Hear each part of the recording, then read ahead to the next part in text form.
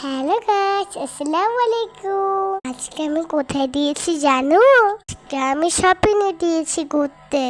ওখানে কত সুন্দর সুন্দর জামা কাপড় আর কত সুন্দর সরু। ওখানে হাঁটতে আমার খুব ভালো লাগে।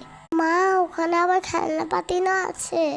ওইখানে দেখি পুতুল, সুন্দর সুন্দর বোতল, পানি ফিল্টার, তারপর জামা, তারপর ব্যাগ। এসব দেখে তো আমার মাথায় ঘুরিয়ে দিল।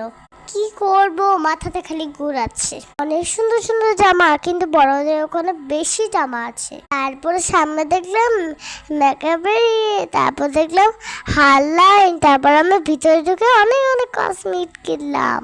তারপর আমরা সাজলাম ওখানে ওখানে ফ্রিতে সাজানো যায় তো অনেক সাজলাম।